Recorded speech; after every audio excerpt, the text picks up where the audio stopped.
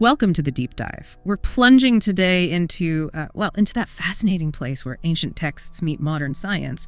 Thinking about Job 34.15, all flesh shall perish together and man shall turn again unto dust. It's powerful, right? Only ashes remain. But beneath the sands, secrets of humanity's encounter with the divine. Our mission today, to explore how archaeologists are digging up these secrets. Are there real clues waiting? From, say, the children of Israel, Moses, maybe even Jesus. And what is it that pulls experts to this ancient land anyway? It's that magnetic pull, isn't it? This idea that the Bible isn't just some, mystical document that appeared out of thin air, but that it was rooted in the soil and the rocks, the ground of antiquity, that it involved real people. That makes it tangible. No, there are definitely deep mysteries and dark secrets, things we don't understand, maybe never will. But overall, the archaeological record is actually pretty good. And that's what we're excited to unpack. How science, how technology is changing the game, solving some of these ancient puzzles, bringing it all to life. So let's start there. As archaeologists dig down layer by layer, how does what they find actually stack up against the biblical accounts? What's the general vibe? Right, the big question. And what we generally find is that the archaeological account, more often than not, coincides with the biblical account of what happened. So you could say the Bible as a book, as a history book, is generally reliable. At least, as far as we can check it archaeologically. But, and this is important, we need to add a caveat straight away. While it's generally reliable, it's not like every single detail matches up perfectly. Not everything works out, and that's exactly where you get the debates, the mysteries that keep researchers busy. We'll definitely get into some of those. Okay, that makes sense. Balance is key. But let's flip that coin. Can you give us a really strong example where archaeology does powerfully line up with the Bible? Something significant. Absolutely. A fantastic example is this discovery of a tiny silver scroll found in an old tomb near Jerusalem. And what's incredible is it's inscribed with a priestly blessing. You're the one from Numbers 6.24. Yes, I think so. Well, this scroll has basically the same blessing, and the amazing part, it dates to the 7th century BCE. That's a full 400 years before the oldest Bible text we had until then. Wow, 400 years. Exactly, and it's word for word identical to the passage we read today. So it encourages us to have confidence in the validity of the received texts. It tells us something about how carefully these texts were passed down generation after generation. That's incredible fidelity, from something so small like that scroll to something much, much larger and found completely by accident, right? Not even by an archaeologist. That's right. Pure serendipity. It was a shepherd back in 1947. Hot day, looking for a lost goat, probably. He stumbles upon this cave high up in the cliffs near the Dead Sea, almost impossible to reach. And inside, jars containing what we now know as the Dead Sea Scrolls. He basically found an ancient library. Just like that. Just like that. Illuminating the origins of Jewish faith. Among these, 800 or so scrolls are the oldest copies of nearly every book in the Hebrew Bible, plus other texts that give this fascinating glimpse into the religious climate into which Jesus was born. It showed Judaism back then was really diverse. Groups like the Essenes, it wasn't monolithic at all, and scholars. They're still piecing together thousands of tiny fragments, like a massive ancient jigsaw puzzle. So bringing these two finds together, the tiny scroll, the huge library, what's the big picture for us? What do they really tell us? They give us concrete links, tangible connections, physical evidence that these ancient stories, these texts, weren't just floating ideas, they were part of the real world back then. It's like opening a door directly into the time and place where the Bible took shape. Okay, so we have these powerful connections, but you mentioned earlier that not everything lines up neatly. Let's talk about some of those sites where things are maybe a bit more complex, more mysterious. Definitely. Let's take Beersheba. It's this ancient city, really ancient, 9 settlement levels over 3,000 years. The Bible connects it to Abraham, right? He supposedly walked there, got rights to a well. What about his well, yeah? Tradition holds that one of the wells there is Abraham's well, but archaeologically. As yet, no archaeological evidence has emerged to confirm it. The ground is just silent on that specific point. Interesting. Okay, what about Jericho? That's a big one, full of mystique, the walls tumbling down. Joshua 6.13, when the trumpet sounded, the people shouted and the walls came tumbling down. Archaeologists have found destruction there, right? So why is there still debate about when it happened and if it was really Joshua? What's the holdup? Yeah, Jericho's a classic case. Archaeologists absolutely confirm Jericho faced a catastrophic end.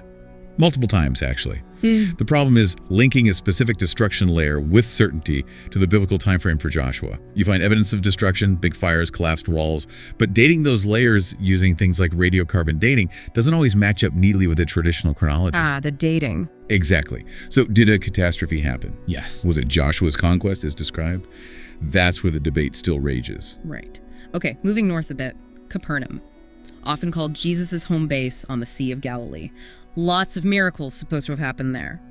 Mark 1.21 even says, he entered into the synagogue and taught. And there are traces of an earlier building under the later synagogue, aren't there? Some think that might be it. That's the theory, yes. Beneath the beautiful ruins of the later synagogue, there are basalt foundations of an even earlier structure. Yeah. And some archaeologists do speculate that this earlier building could have been the very synagogue Jesus taught in, the nucleus of Jesus' earth-shaking ministry. It's tantalizing. And while we're talking locations, we can't skip Megiddo, better known as Armageddon. Yes, Armageddon. Right. A site overlooking a crucial ancient crossroads, witness to maybe 3,000 years of warfare.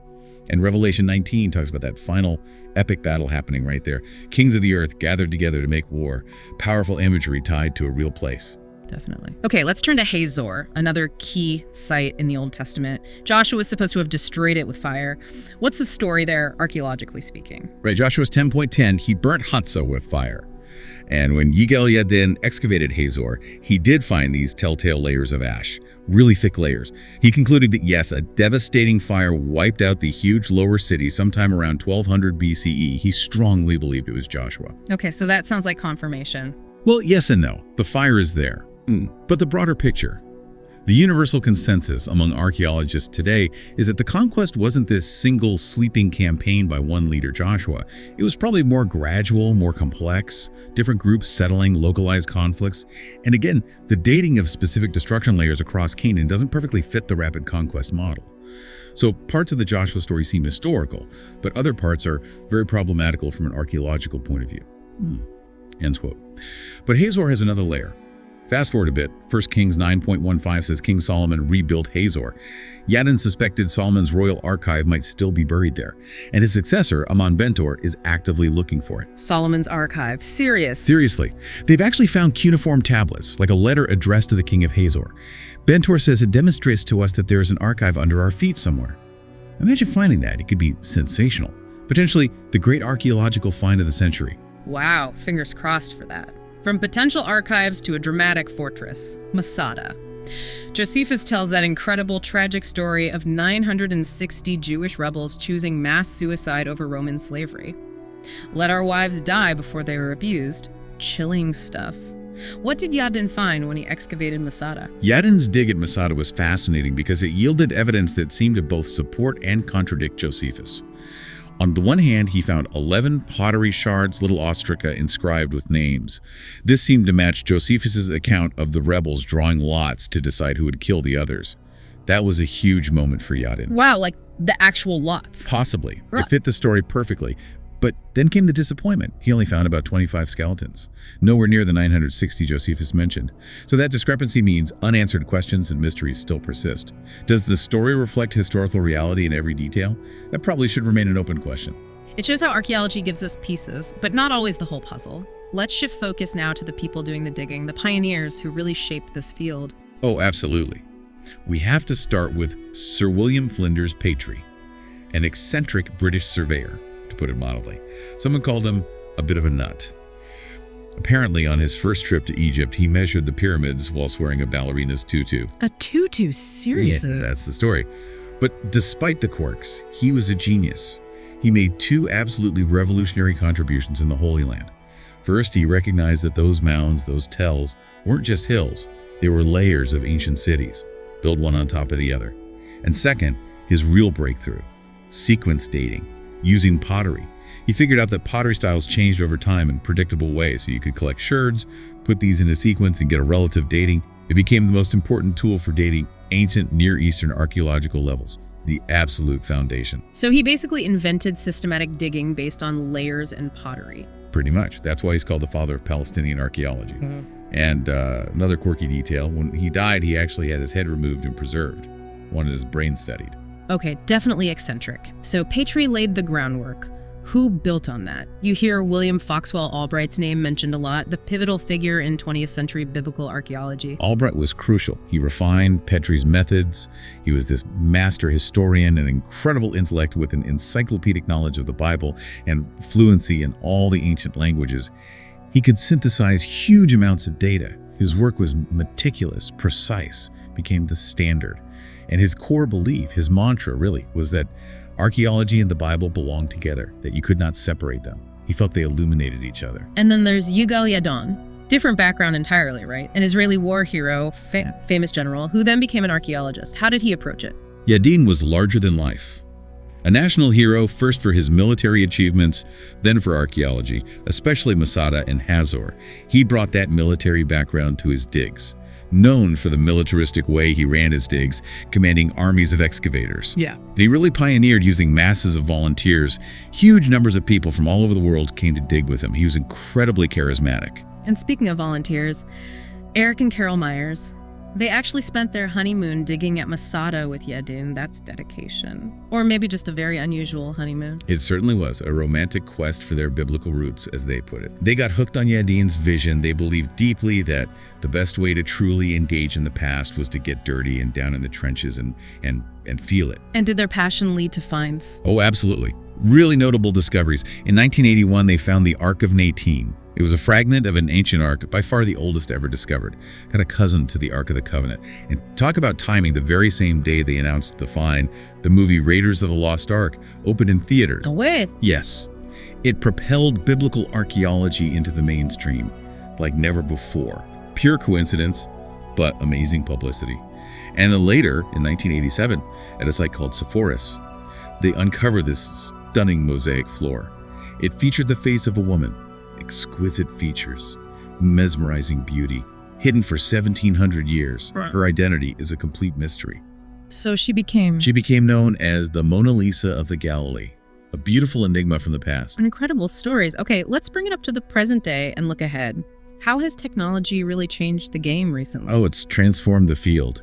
Today's archaeologists have access to the most sophisticated tools of science. Things like ground-penetrating radar, which lets you see under the surface before you dig. Huge help in finding promising spots.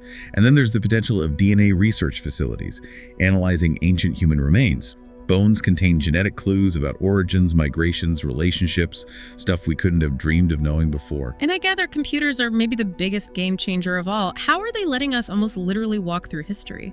It's truly astounding. When I started out, this was science fiction. But now, computers allow for these incredible 3D reconstructions of ancient buildings. You can manipulate the models, see structures from every angle, understand spaces in a new way. There are projects like one at Princeton that graphically resurrected ancient Jerusalem.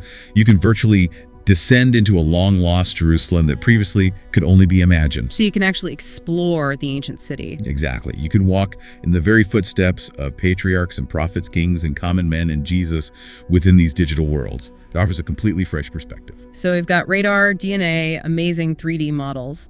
Does this mean the days of digging in the dirt with trowels and brushes are numbered? What about the human element? That's a really important point. Despite all these fantastic technological tools, the consensus is still strong. There really is no substitute for the human hand and eye and intelligence. Archaeology will always be done in some senses in the old-fashioned way. You still need that human intuition, that careful excavation. The tech enhances, it speeds things up, it opens new avenues, but it doesn't replace the core process. Ultimately, the goal remains the same, regardless of the tools, to gain greater insight into where we are now and where we're going. There's this belief that only through the prism of the past can we hope to really confront the present with any vision and understanding.